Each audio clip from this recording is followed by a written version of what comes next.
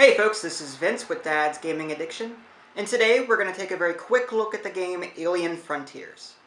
This game is for 2 to 4 players, ages 13 and up, and the average play time is about 60 to 90 minutes.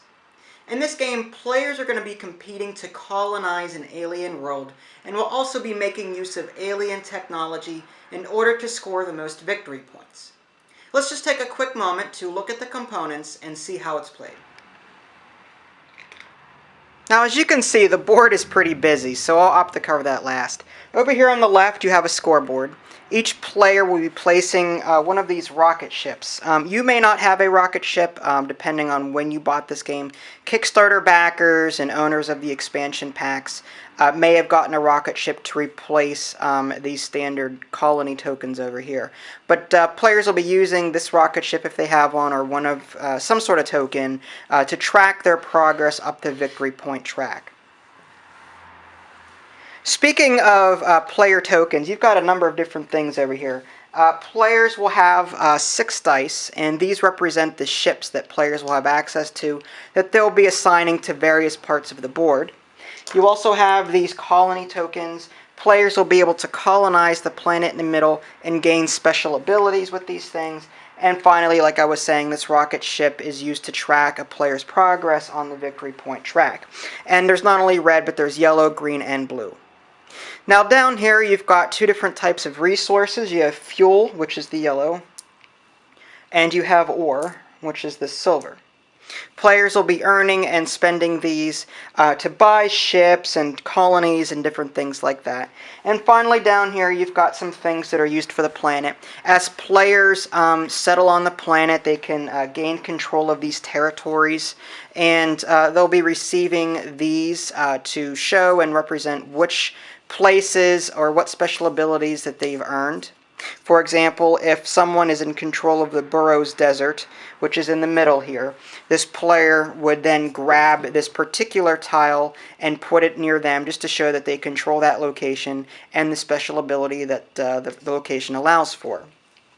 There's also 3 of these field generator tokens. These do various things to players. They're placed on the planet and allow players either special abilities or hamper them in some way. And finally, you have an extra dice here. This is an extra ship that players may control if they happen to control the center territory of the planet. Now, one thing that I haven't touched on yet were these alien tech cards. And basically, these allow players special abilities. They'll be earning them as they assign their ships to particular locations on the board.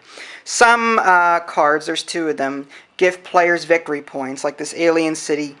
Gain 1 victory point while you possess this card. Alien Monument, same thing.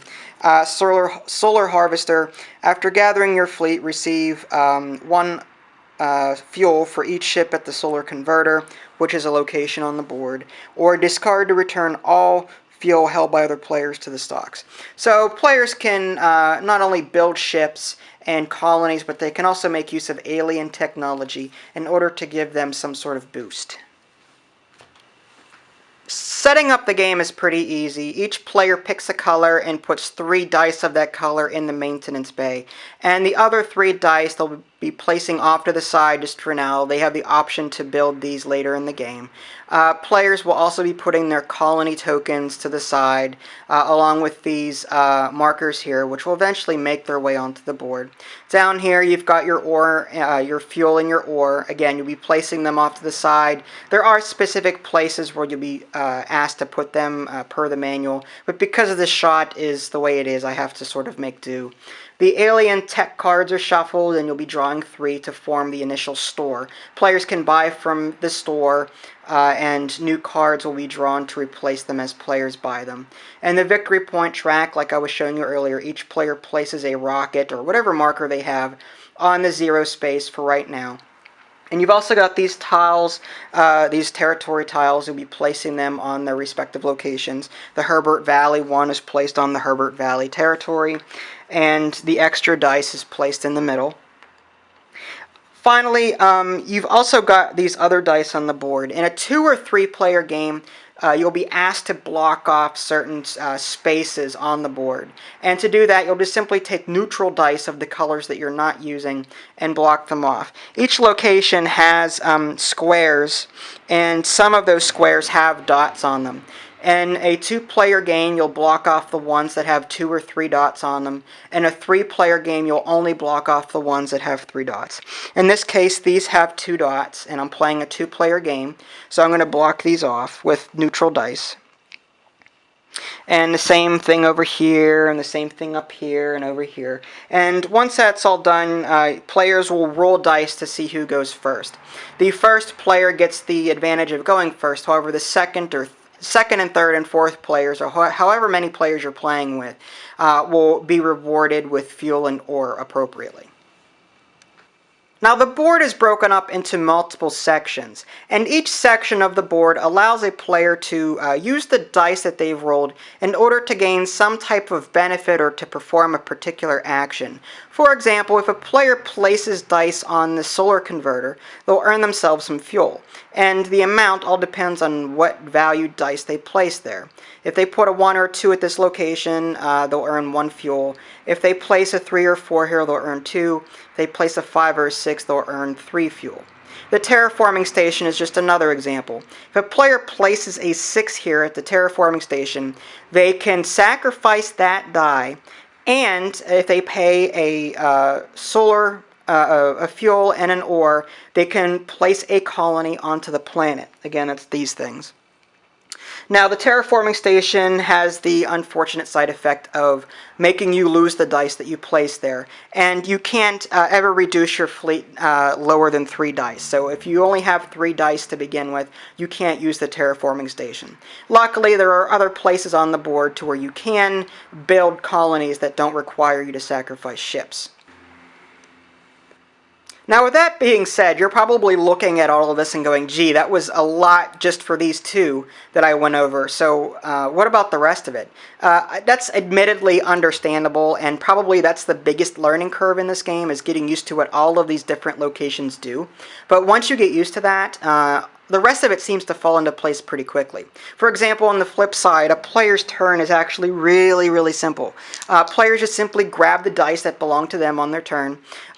It'll either be in the maintenance bay, which is where dice start out at the beginning of the game, or they'll be seated along the board like so throughout the game. Players just simply grab the dice that belong to them, they go ahead and roll them, and they'll be using these dice to place around the board and gain either resources or do something. And you just can't go placing dice willy-nilly, though. You have to pay attention to each location. For example, the lunar mine requires that the dice that you place have to be higher than the one previous to it, or higher than or equal. So if there was a 4 at this location already that belonged to another player, you would not be able to put a 3 here. It would have to be either a 4 or higher. So you have to pay attention to each space. And once a player is done placing dice on the board, that'll end their turn. Now, a player also has the option to use any alien tech cards that they've acquired throughout the game to give themselves some sort of advantage. So now you're also probably wondering, why am I doing all of this? Well, the objective here is to earn victory points. And to do that, you're going to be trying to place colonies onto these different territories on the planet. Basically, a player earns 1 victory point for every colony that they have on the planet. They also earn 1 victory point for every territory under their control, meaning that they have to have the most colonies there. So just as a quick example, let's say that there are 2 colonies at this location for red, and blue has 1. Red would have 3 victory points in this case, 2 for each of the, 2 for these, and 1 for being in control of the territory. Now, earning victory points happens in real time, so the scoreboard should always reflect the current status of the game. So red would have his up to 3, and blue would have his up to 1. So besides placing colonies and controlling territories, there are 2 alien tech cards in the game that award a victory point for the player that owns them. So you have to keep an eye on that too. But the primary way to earn victory points in this game is to place territories on the planet and to control territories. Now there's also this positron field marker. A particular alien tech card allows a player to place it, and the player who manages to control that location while this positronic field is present will earn himself another victory point. And that's pretty much all there is to it. Players are going to be taking turns rolling dice, placing those dice onto the various parts of the board to earn themselves resources and to perform actions, with the primary mindset of earning more ships. They can go to the shipyard and buy more dice to add to their original 3. And with these extra dice, they can roll them and, again, perform more actions on their turn. And their primary goal is going to be placing these colonies onto the planet in order to control, or in order to earn victory points.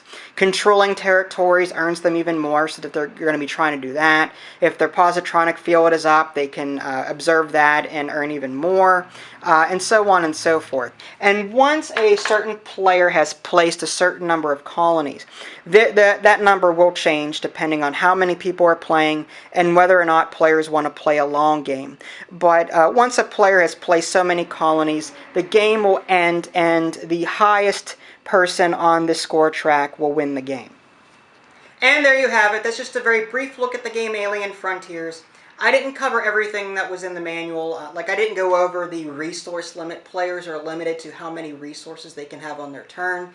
I didn't cover all of the different spaces on the board and what they all do. But this should give you a general idea as far as how the game is played.